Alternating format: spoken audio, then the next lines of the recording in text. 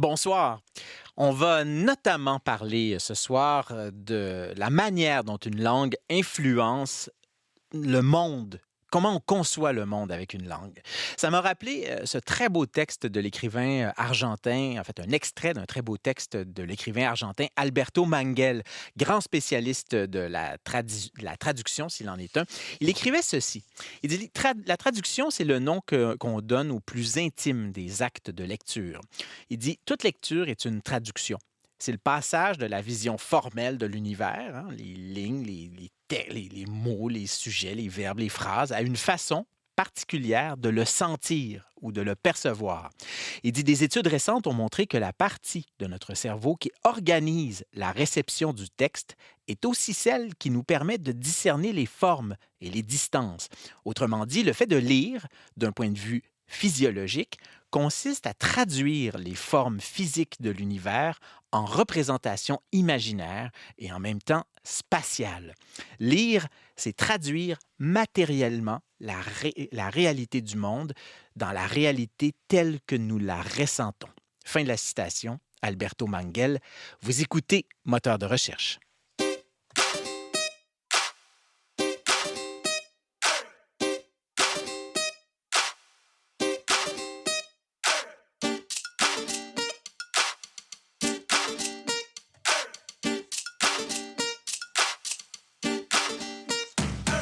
Et ce soir, à Moteur de recherche, où on répond à vos questions en sciences, techno, santé, consommation, environnement. Pourquoi ne sommes-nous tous pas des Mickey Mantle ambidextres? Comment on choisit la forme des satellites? Est-ce qu'on pense différemment selon la langue qu'on utilise? Comment rendre les transactions mobiles plus sécuritaires? Et 2022 sera-t-elle l'année du premier VUS spatial?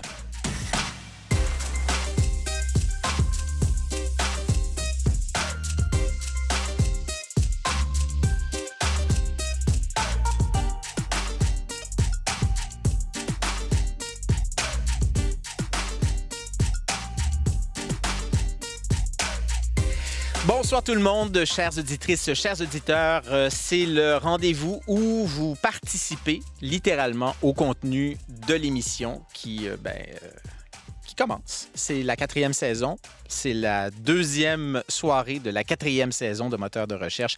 Et c'est un grand plaisir de vous savoir toujours plus nombreuses et nombreux à nous écouter et à participer de manière, je dirais assez enthousiaste à ce que vous entendez ici ce soir. Il y a Eliane Cloutier, on répondait à sa question hier, qui nous a écrit pour nous remercier et dire « je suis vraiment contente que vous ayez parlé de désert alimentaire ». C'était notre auditrice de Lisbonne. Ben oui, on nous écoute à Lisbonne, imaginez-vous donc. Mais on nous écoute aussi partout au Québec, au Canada, du quartier Saint-Roch jusqu'à Tofino, sûrement.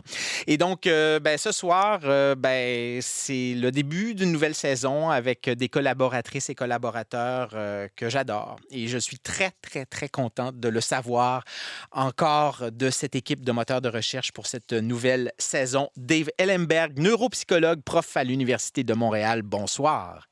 Bonsoir, Mathieu. Vous avez passé un bon été, Dave?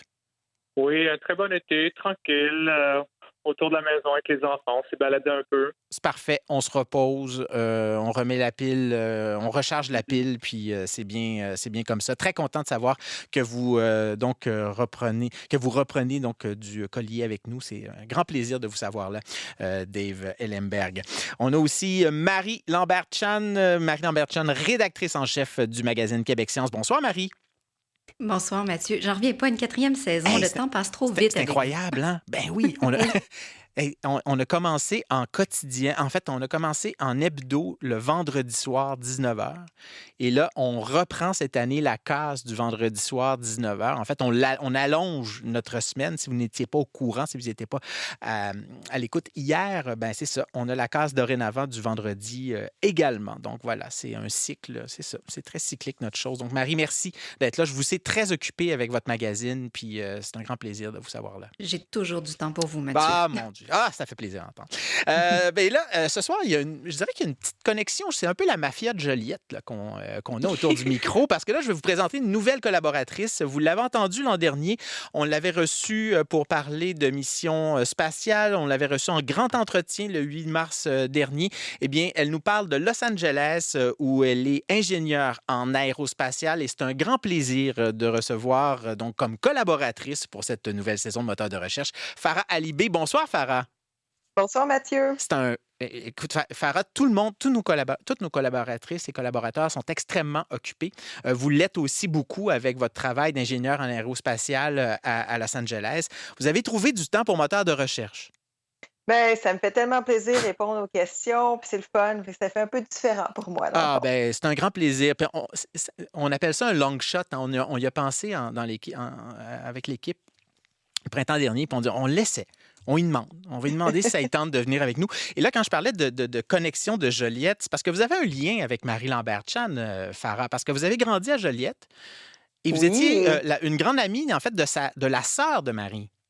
C'est ça, c'était sa sœur Laurence et moi, on est allés à l'école ensemble, donc Marie me connaît depuis un tout jeune âge. Quand même, hein? J'ai vu Farah à l'école pas mal tous les jours et je pense que, qui plus est, on a une connexion malgache aussi ici ce soir. Oui, Parce que nos oui, parents viennent de mes parents, Madagascar. Je veux ça. dire, mais c'est incroyable, là. Mais tout est dans tout. Marie, votre sœur, elle n'est pas en exploration spatiale par hasard? Non, elle est en exploration pianistique. Oui, Elle est c'est ça. pianiste. Vous avez tous les talents vous, dans votre famille. Je veux dire, je pense que Farah Alibé puis la famille Lambert-Chan, ils ont ramassé pas mal dans le sac de talents. Ah, je vous dirais qu'on se trouve bien des défauts. On est Oh capable. là là, ils paraissent pas en tout cas, je peux vous le dire. Ben Farah, on se reparle tout à l'heure parce qu'on va répondre à la question donc d'un auditeur qui voulait, Gustave Lebert, qui voulait savoir comment on choisit la forme des vaisseaux spatiaux, les satellites, les sondes et tout ça. Fait que vous allez y répondre tout à l'heure. Dave Ellenberg, on va parler de la manière, ça c'est intéressant, la manière dont la langue va forger la manière dont on regarde le monde. On va en parler de ça. Qu'est-ce que la science nous dit là-dessus? Mais on commence avec les ambidextres. Moteur de recherche, science. Grand frappeur, Mickey Mantle, c'est un des meilleurs frappeurs de l'histoire du baseball. Il était ambidextre. Il fait partie d'une très petite minorité d'ambidextres dans le monde. C'est dû à quoi, ça? Et donc, on va répondre à la question d'Alain Fournier, qui se demande, je ne sais pas si c'est un fan de baseball, Alain Fournier, il nous demande pourquoi ne sommes-nous pas tous ambidextres? Marie, vous vous êtes intéressée à la chose, l'inné, l'acquis, bref, petite histoire des ambidextres ce soir.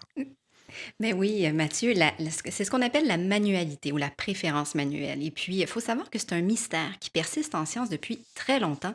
Et de façon générale, les chercheurs s'accordent pour dire que davantage de travaux sont nécessaires pour mieux comprendre ce trait qui finalement s'avère assez complexe. Bien sûr, on sait, on l'a peut-être tous entendu, que 90% de la population est droitière, environ 10% est gauchère et un infime 1% est ambidextre. Donc, par ambidextre, qu'est-ce qu'on entend? C'est des personnes qui peuvent performer différentes tâches, notamment écrire, aussi bien avec leur main gauche que leur main droite. Mais pourquoi le monde est divisé de cette façon-là? Bien, les hypothèses sont multiples et pointent vers une savante combinaison qui implique l'évolution, l'environnement, la culture et la génétique. On va d'abord parler de l'évolution.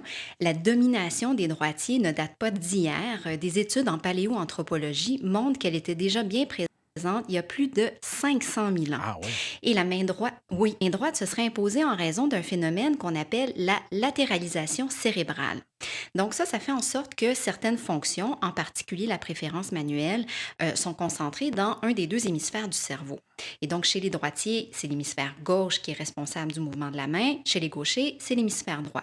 Pourquoi un tel chassé-croisé? C'est parce que les voies du contrôle moteur finissent par se croiser en descendant vers la moelle épinière. Et on pense que la préférence manuelle se serait latéralisée il y a bien longtemps pour que les deux hémisphères, finalement, ne se fassent pas compétition. Donc, l'espace dans le cerveau serait de cette manière mieux rentabilisé. Ah oui. Un hémisphère peut se concentrer sur une fonction et traiter l'information nécessaire plus vite, pendant que l'autre hémisphère se lance de son côté dans d'autres processus. C'est un peu comme si le cerveau avait compris, et je pense que de façon générale, la règle peut s'appliquer, qu'une collaboration interne vaut mieux qu'une guerre intestine. Hein? Ouais, c'est ça. C'est plus efficace. Mais Les ambidextres, qu'en est-il justement de cette latéralisation de leur cerveau? Mais ce que j'ai pu voir, ce que les rares études disent, c'est qu'ils présentent un cerveau qui est peu ou pas latéralisé pour ce qui est de la manualité. Et donc, c'est peut-être pourquoi l'évolution les a pas favorisés et pourquoi nous ne sommes pas tous ambidextres. Mhm. Mais la génétique, par rapport à l'acquis là-dedans, est-ce qu'on a réussi à déterminer qu'est-ce qui revenait à quoi? Mais plus la science progresse, plus on se rend compte que la génétique joue un rôle moins important qu'on l'a déjà pensé. Comme beaucoup de traits pendant un certain temps, on a parlé Mhm. du gène, de la manualité. Mais dans les travaux les plus récents, on s'aperçoit que c'est pas le cas. Par exemple, en 2020, dans Nature Human Behavior, des chercheurs australiens ont publié une étude, en fait une étude qu'on appelle d'association pangénomique, c'est-à-dire qu'ils ont examiné un grand nombre de génomes pour trouver de petites modifications dans l'ADN qui seraient liées à l'expression d'un trait particulier, donc dans ce cas-ci, la manualité. Et ils ont réuni les données de 1,7 million d'individus, c'est beaucoup. Et au terme de leur recherche, ils ont découvert 41 variations génétiques associées au fait d'être gaucher et 7 variations associées au fait d'être ambidextre. Et ces modifications expliquent seulement 12% de la variance génétique. Mhm. Alors, en d'autres termes, ça signifie que la génétique joue un petit Donc, ce que vous nous rôle dans toute cette histoire. Et donc, c'est pas étonnant que... Oui, pardon, Excusez-moi, c'est parce Mathieu. qu'il semble y avoir un problème de communication. On va essayer de continuer, Marie, là, parce que je ne sais pas si c'est votre ligne qui a des problèmes. Mais en fait, ce que je voulais vous demander, c'est que, dans le fond, c'est que nous aurions des prédispositions génétiques au fait d'être gaucher, droitier ou ambidextre. Mais là, il y a d'autres choses qui entrent en ligne de compte pour expliquer le fait qu'on en retrouve plus ou moins dans certaines sociétés, c'est ça? Absolument. Là, vous m'entendez bien? Là, c'est revenu. Ça semble Là, revenu, c'est là. Oui, revenu. oui, Je oui, suis oui. revenue. Ben oui, dans l'étude dont on parlait, qui disait que, dans le fond, la génétique joue un très petit rôle, les chercheurs insistaient sur le fait que pour les ambidextres, les facteurs environnementaux et culturels pourraient influer davantage la manualité que les facteurs génétiques. Par exemple, si une personne se blesse à une main, ben, elle se verra forcée d'utiliser son autre main et de l'entraîner pour la rendre aussi performante que sa main Ouais, dominante. ouais. Mais on connaît tous les histoires là, de ces gens. C'était beaucoup plus. Il y en avait beaucoup plus auparavant là, de gens, des gauchers qui se faisaient dire ben là, tu vas écrire de la main droite, puis ça vient de s'éteindre.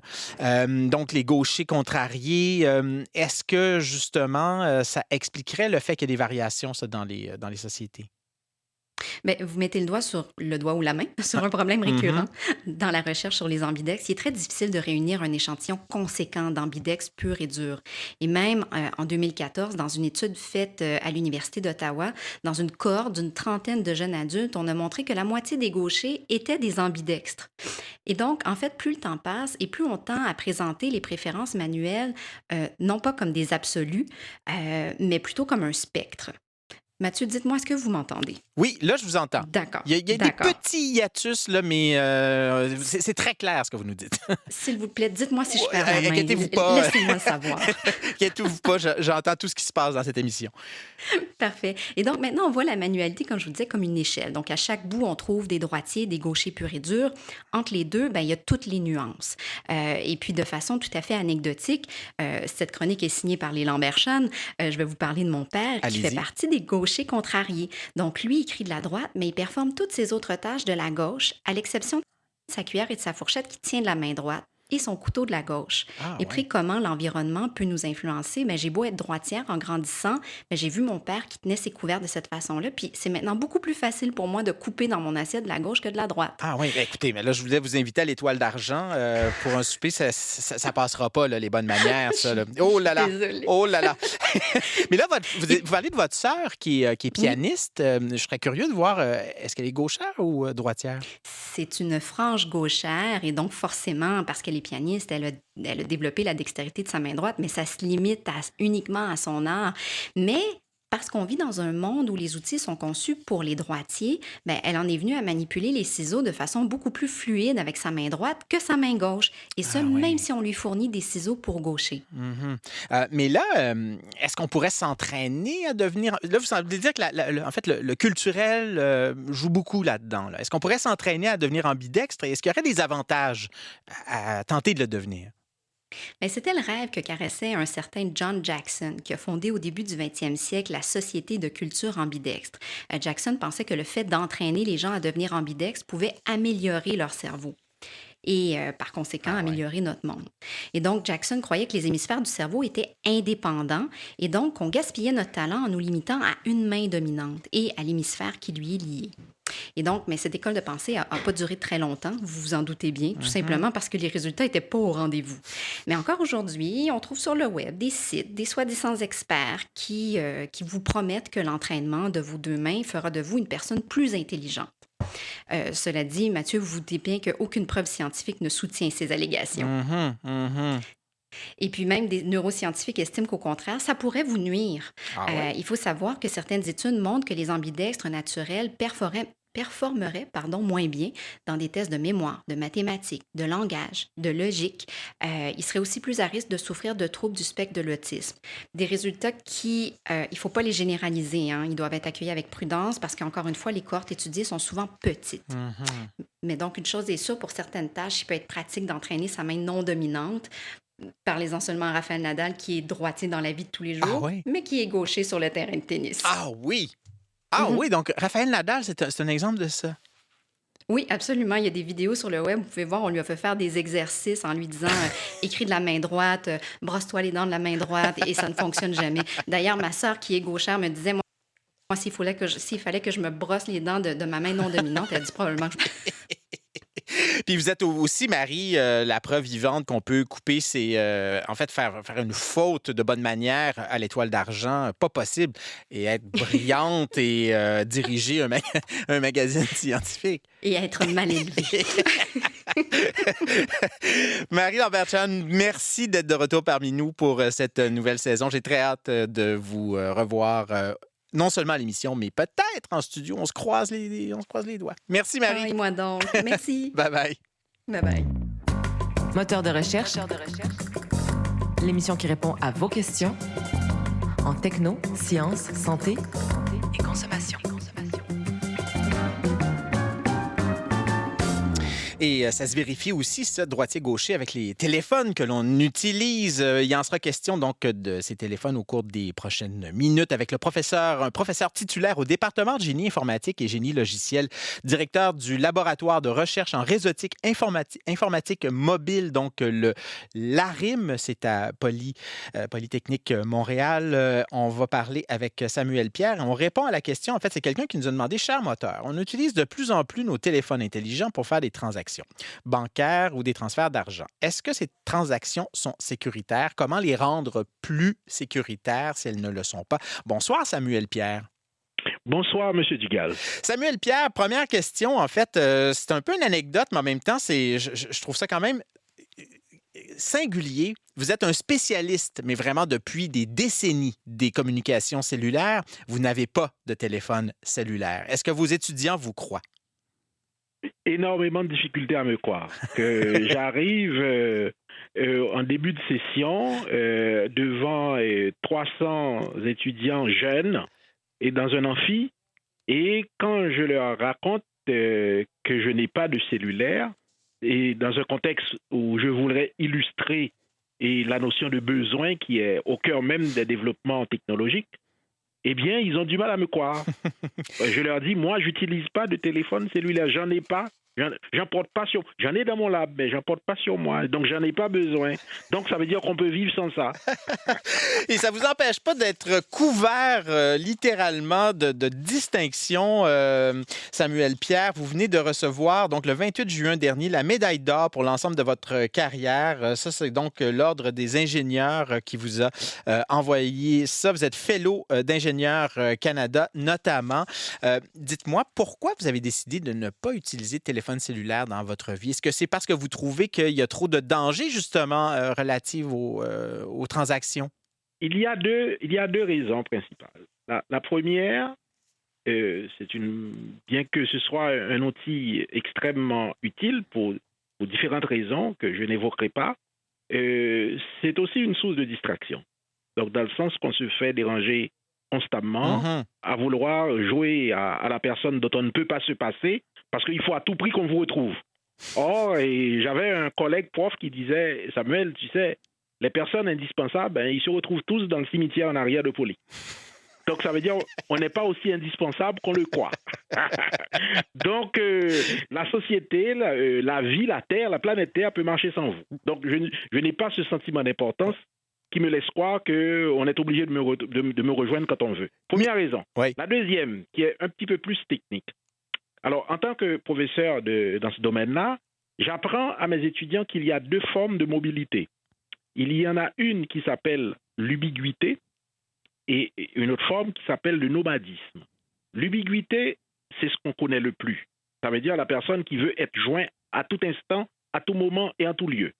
Donc, le terme français le dit bien, l'ubiguïté, c'est le don que l'on a d'être partout en même temps. Mhm. Et la plupart des consommateurs de téléphone sont des ubiques. Alors moi, je leur dis, je suis un nomade.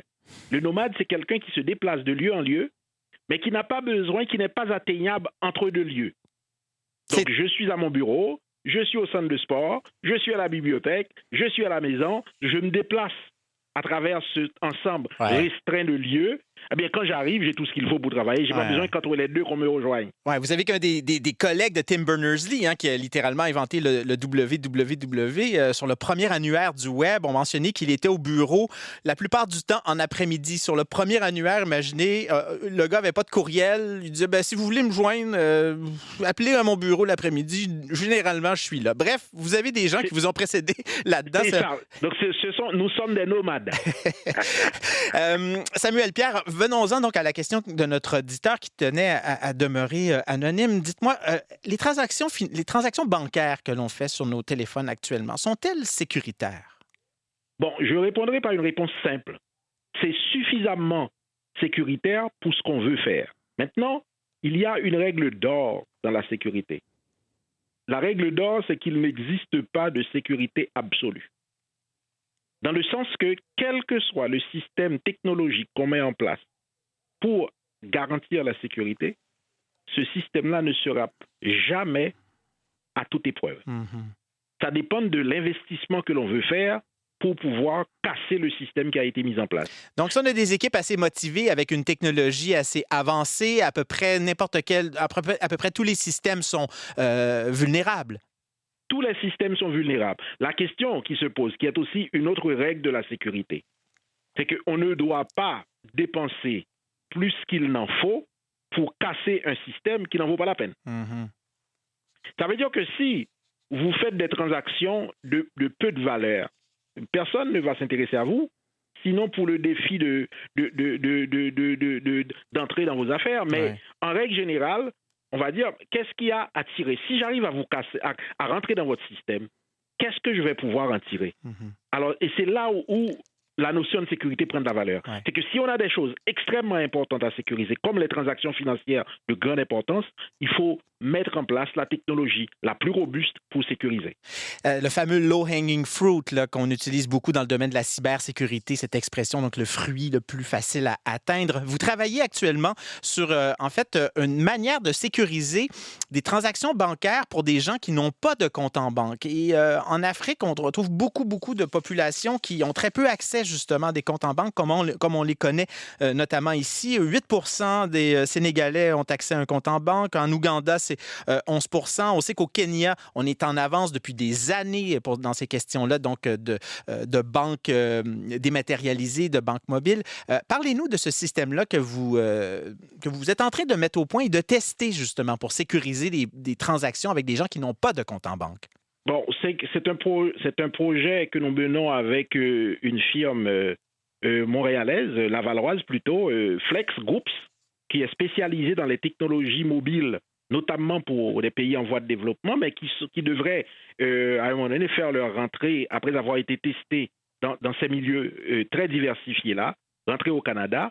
C'est un système qui permet d'utiliser autre chose que la technique classique. La technique classique, c'est d'utiliser des mots de passe qui sont cryptés Et à partir de là, on espère qu'on va pouvoir garantir la sécurité des transactions bancaires de cette manière-là. Mhm. Maintenant, ça marche très bien lorsque vous êtes dans un système formalisé comme au Canada, avec un système bancaire, avec des règles de cryptage qui sont admises par tout le monde et qui sont reconnues par les systèmes aussi. Bon, maintenant, quand on est dans un pays où il n'y a pas de système bancaire, ça veut dire qu'il n'y a pas de cadre réglementaire qui fixe bien l'utilisation des téléphones pour faire de telles transactions.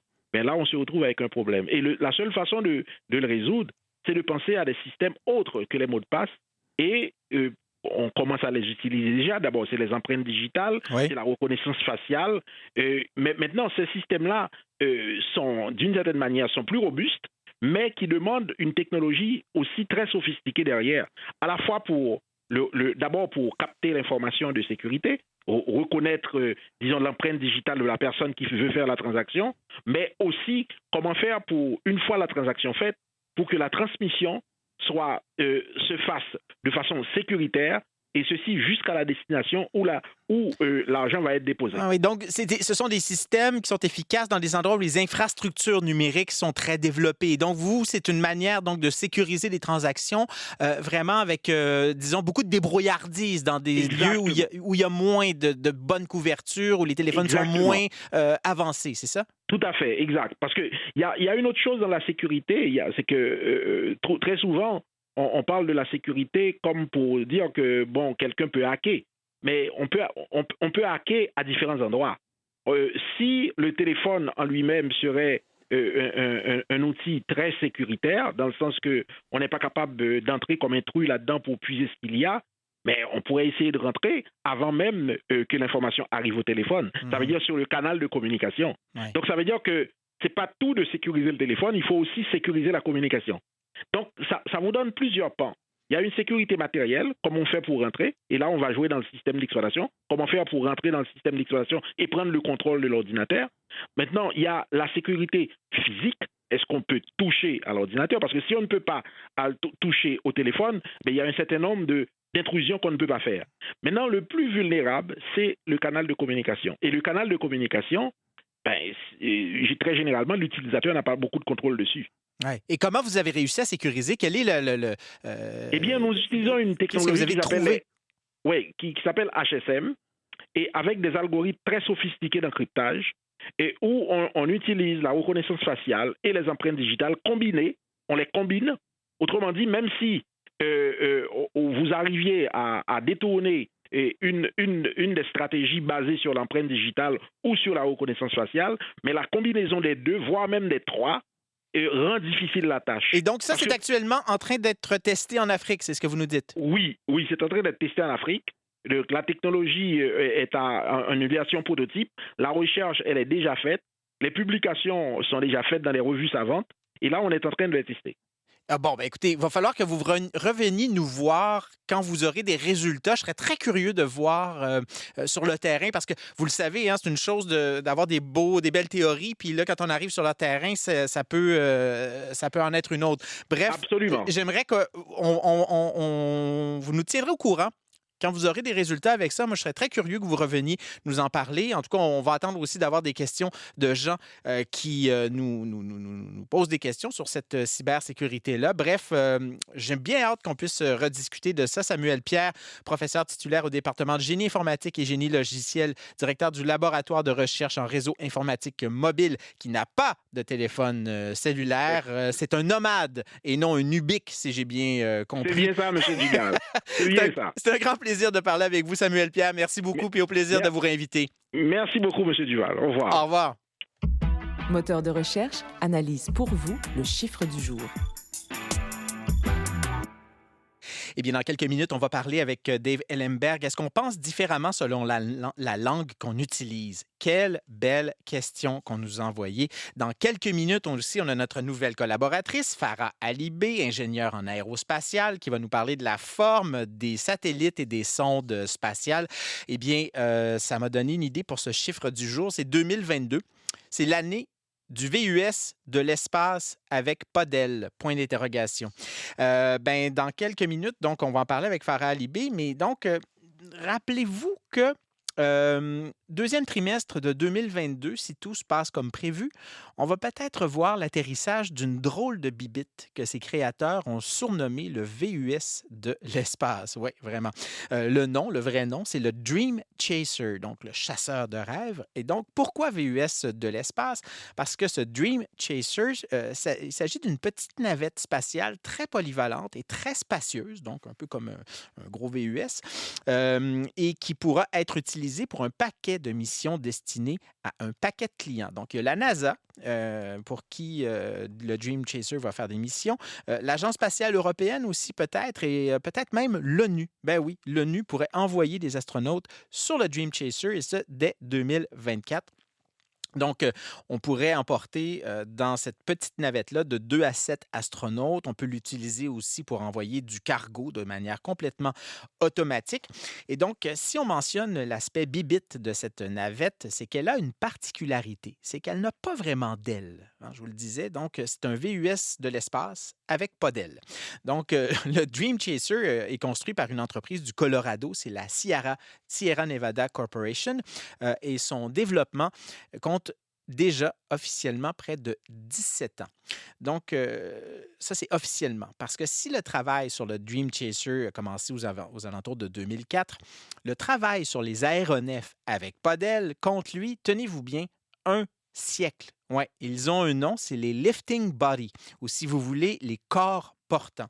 Et donc, le développement des Lifting Bodies a commencé en 1917 avec un tailleur, ouais, un tailleur de l'Oregon. Il s'appelait Roy Scruggs, qui avait dessiné un avion sans ailes, où c'est tout le fuselage donc qui crée la portance. C'est ça l'idée donc d'un lifting body, là, c'est le fuselage qui fait office d'aile, entre guillemets. Il a tellement fait rire de lui dans le monde de l'aviation à l'époque que lorsqu'il a finalement construit son avion, il l'a appelé, tenez-vous bien, The Last Laugh. Le dernier mot. Mais c'est la NASA, donc, dans les années 60, en pleine course à la Lune, qui a investi énormément d'argent dans une série d'avions expérimentaux sans ailes, donc pour créer des véhicules spatiaux qui seraient d'une part réutilisables et d'autre part faciles à diriger en revenant de l'espace.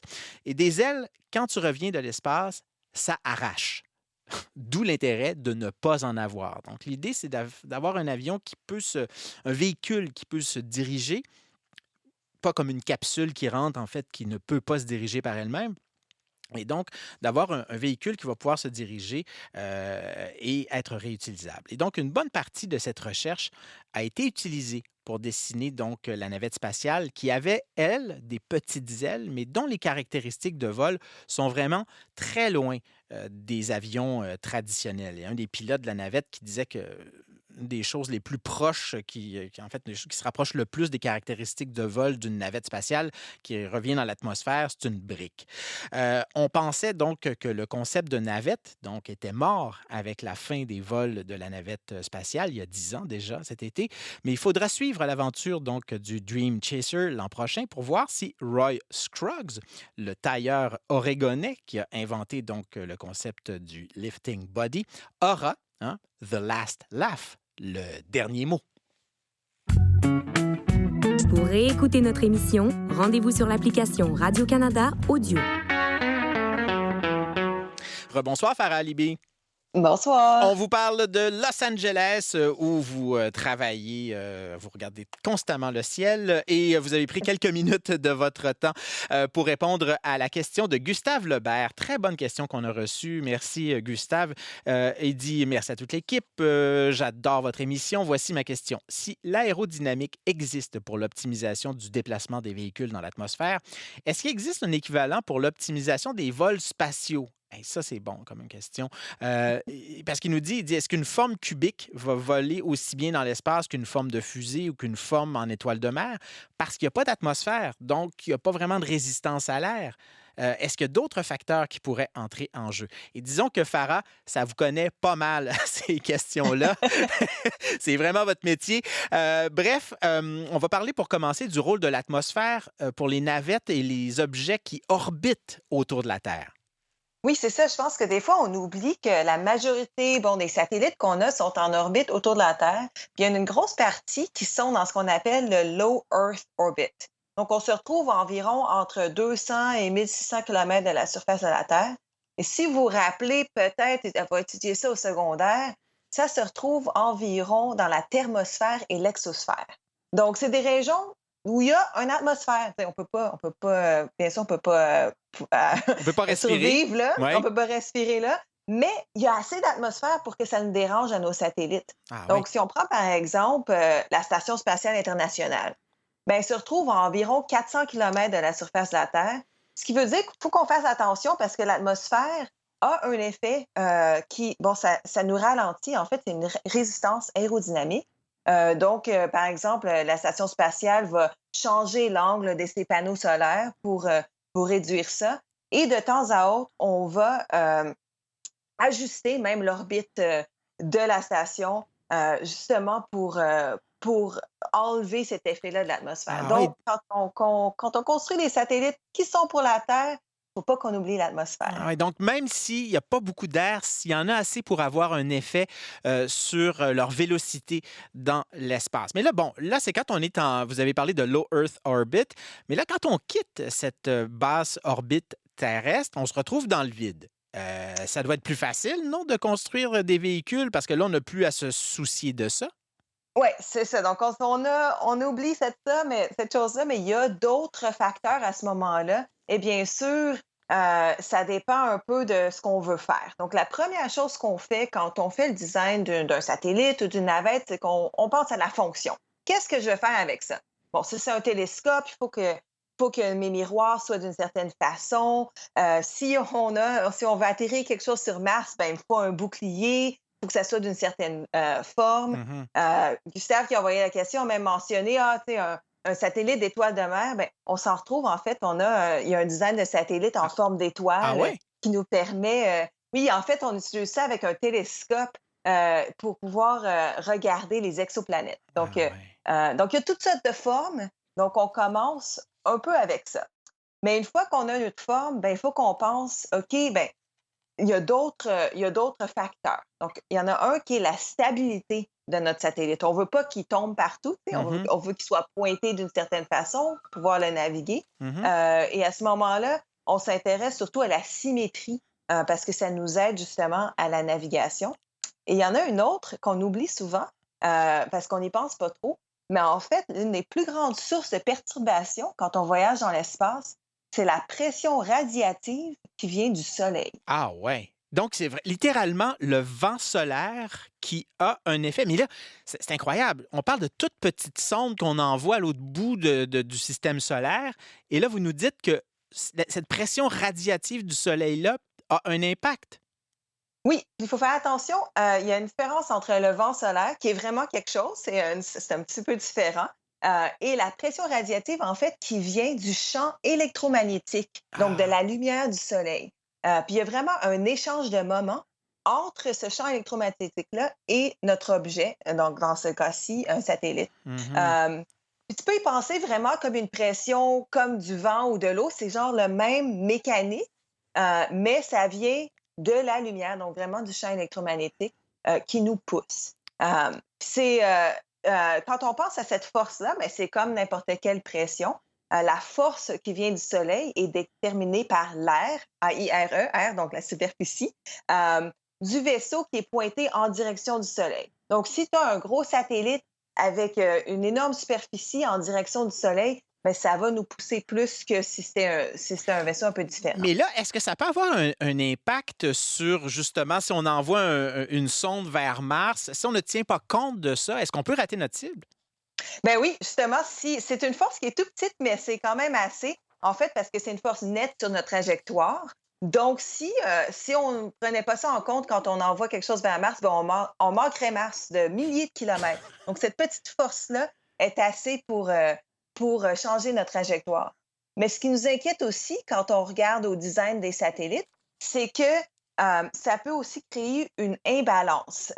Donc, ça affecte la stabilité de nos satellites, cette force-là. Ça va débalancer la sonde. Oui, c'est ça. Puis pour y penser, c'est un peu difficile à expliquer, Fait que je vais vous inviter à faire une petite expérience dans votre tête ou à la maison si vous avez une règle. Oui. En fait, parce que ce qui arrive, c'est que cette instabilité-là, elle vient de la différence entre le centre de masse et le centre de pression. Mais Ah qu'est-ce que ouais. ça veut dire, ça? Ben, moi, j'aime mieux vous faire imaginer. Donc, Allez-y. si tu prends une règle, tu sais, on le fait tout avec une règle, essaie de le balancer sur ton doigt. Oui. Puis une règle, bon, ben, c'est symétrique. Si tu le balances sur ton doigt va se retrouver à peu près au milieu. Oui. Mais la position de ton doigt, c'est le centre de masse. Donc, mais ce que tu trouves à ce moment-là, c'est que tu es balancé genre au milieu de ta règle. Donc, si tu soufflais sur ta règle, ben, il y aurait une force, de la même force des deux côtés parce que l'air, la surface de ta règle est la même des deux côtés. Bon, ça veut dire que mon centre de masse et mon centre de pression sont à la même place. Maintenant, si j'ajoute un petit poids sur ma règle, ben, on sait tous qu'il va falloir que tu déplaces ton doigt un petit Oui. peu plus proche de là où tu as mis le doigt, justement pour le rebalancer.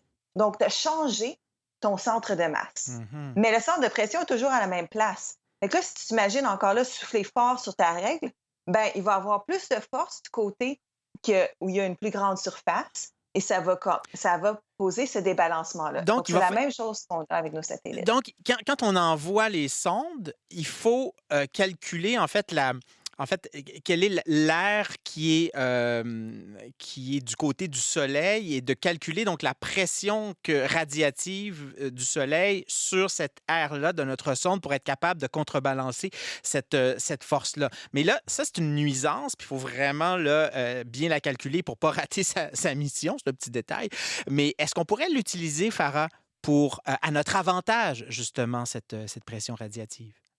Oui, justement, on pense que c'est peut-être quelque chose qu'on pourrait utiliser. En fait, je trouve ça vraiment intéressant. Si vous avez lu le livre De la Terre à la Lune de Jules Verne, il propose justement, dans ce temps-là, d'utiliser de la lumière pour pousser des véhicules dans l'espace. Bon, c'est un peu de la science-fiction, mais l'agence spatiale japonaise JAXA a envoyé une mission qui s'appelle Icaros, justement, avec ce qu'on appelle comme des voiles solaires. La Planetary Society a fait la même chose avec LightSail.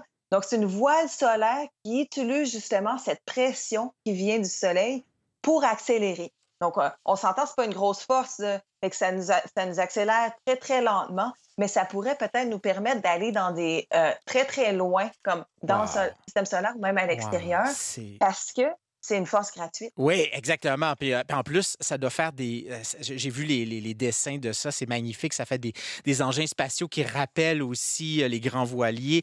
On aurait pu en discuter encore très, très longtemps, mais merci beaucoup, Farah, d'avoir pris le temps de répondre à notre auditeur, Gustave Lebert. Et là, vous le savez, on a une spécialiste donc des véhicules spatiaux. Vous avez une question là-dessus, ben ça va être Farah qui va y répondre. Farah, on se reparle dans quelques minutes avec votre onglet du jour. Puis félicitations, ben, pour une première chronique, on peut dire que c'est pas mal réussi. Merci, Farah. Merci.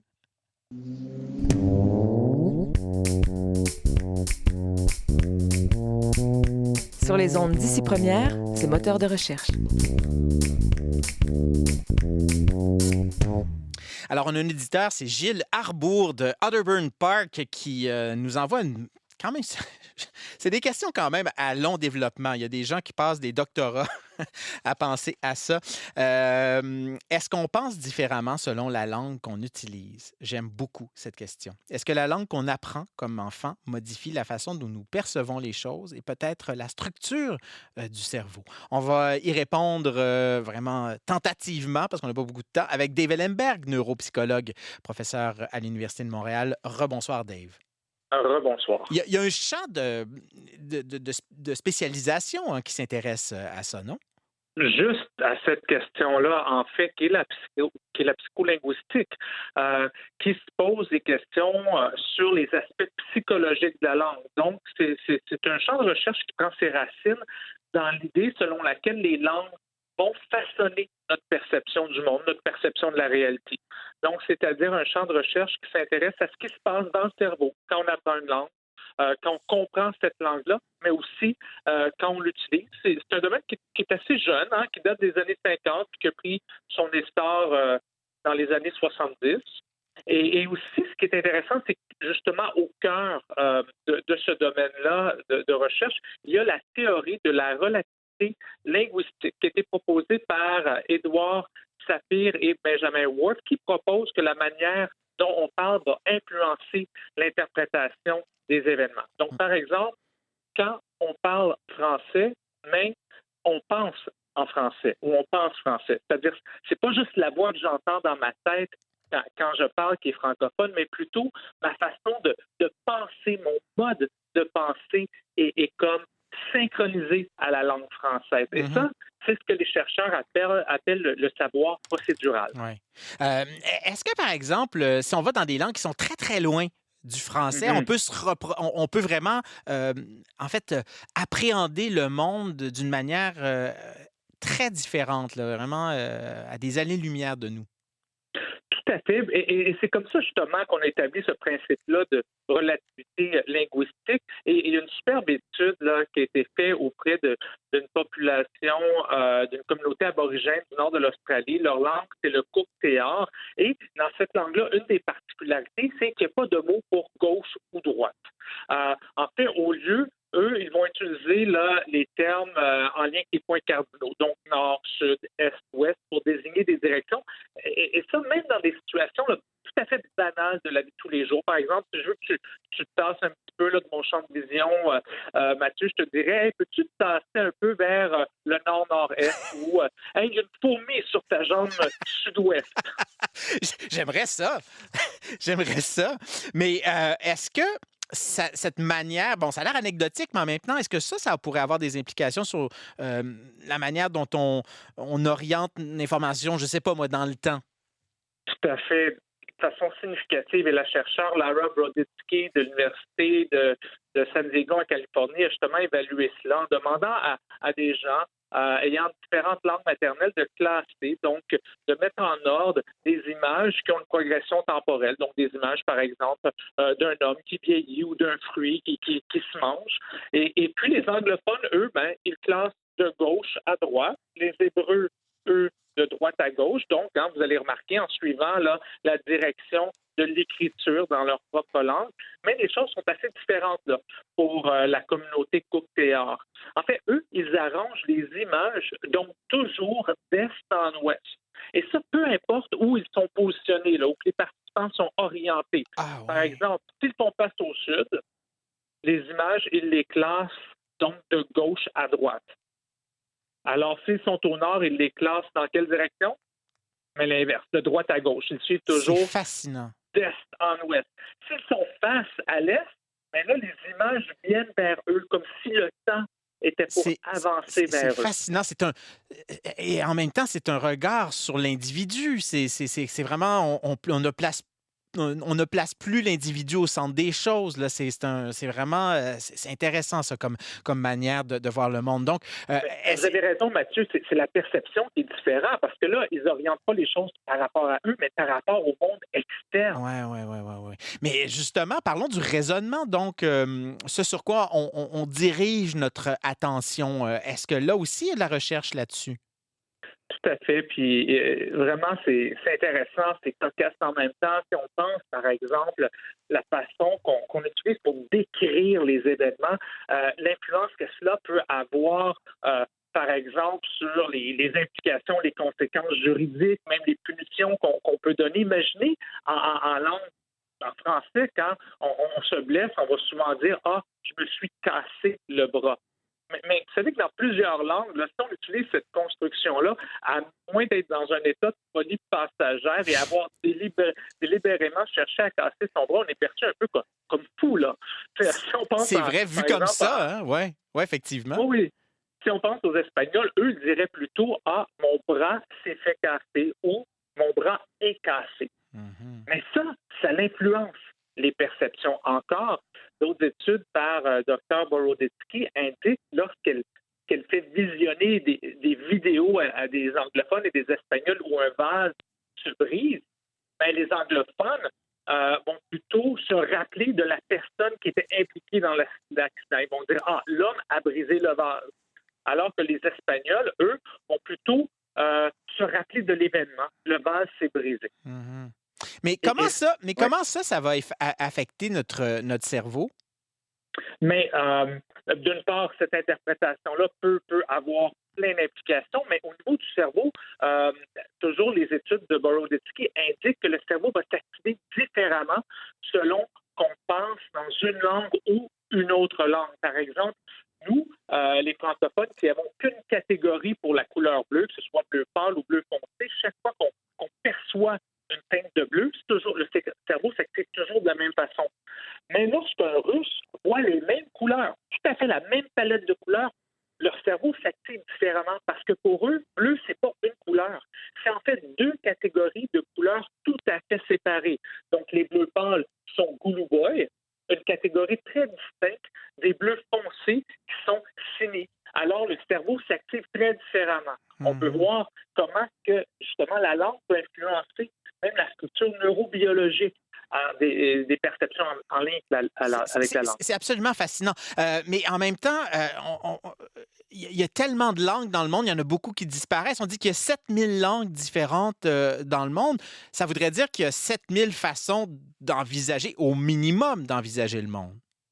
Et puis, ce qui est frappant, ce qui est fascinant, c'est que ça l'affecte aussi, dans le fond, ou ça l'affecterait nos valeurs sociales et politiques. Une chercheure de Harvard, Mazarine Banadi, a démontré que lorsqu'on questionne des gens en lien, donc des questions en lien avec leurs valeurs sociales, leurs valeurs politiques, des gens qui sont bilingues, donc soit par exemple des Marocains qui parlent français et arabe, ou des États-Unis qui parlent espagnol ou l'anglais, si on leur pose les mêmes questions, mais ils doivent répondre dans une langue différente, on voit que leurs réponses en lien avec des valeurs fondamentales vont changer.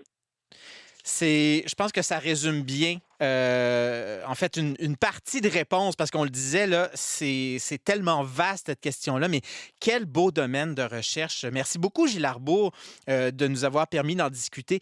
Gilles Arbour de Otterburn Park. Merci, Dave, d'avoir effleuré, mais c'est tellement passionnant d'entendre parler de ça. J'espère qu'on aura l'occasion d'en rediscuter. Dave Ellenberg, neuropsychologue, prof à l'Université de Montréal. Merci. Merci. Les onglets de nos collaborateurs. Farah Alibé, on vous connaît comme ingénieur en aérospatial, donc vous êtes très loin dans le système solaire, mais vous avez commencé votre carrière en aviation. Oui, c'est ça. Puis il y a un domaine de recherche que je trouve super excitant, c'est l'aviation verte, dans le fond, pour aider notre planète. Donc, à noter cette semaine, la compagnie américaine Ampère a exécuté son premier vol au-dessus d'un océan avec une petite Cessna hybride électrique. Donc, si vous êtes intéressé de voir ça, la BBC a un article cette semaine avec ce vidéo-là de ce premier vol par la compagnie Ampère. On met ça sur nos liens sur la page de moteur de recherche Farah Alibé. Merci beaucoup. On se reparle dans quelques semaines. Marie Lambert-Chan, un livre enquête, Le voleur de plumes. Oui, qui raconte l'histoire véridique du vol de 300 oiseaux naturalisés qui étaient conservés depuis des décennies au Musée d'histoire naturelle de Tring en Grande-Bretagne. Et qui était le coupable? Un jeune flûtiste américain obsédé par les plumes d'oiseaux rares. Et pourquoi voulait-il les avoir? Pour fabriquer des mouches à saumon, comme on le faisait pendant la période victorienne. C'est fascinant. Il faut toujours se méfier des pêcheurs flûtistes, faut-il le rappeler. Merci beaucoup. On termine avec vous, Dave. Oui, donc... fascinant, c'est sur le site web de Malala Yousafzai qui présente un portrait de jeunes filles inspirantes qui changent tout à fait des façons de faire dans leur partie du monde, comme par exemple qui vont faciliter l'accès aux sciences aux jeunes filles au Pakistan. Je crois que tout parent devrait lire ces récits-là à leurs filles, à leurs garçons, pour leur donner des aides et les inspirer. Voilà, Malala Yousafzai, c'est ça. C'est sur en fait, si vous voulez avoir ces liens, ils sont sur la page de moteur de recherche. Merci à nos collaboratrices et collaborateurs.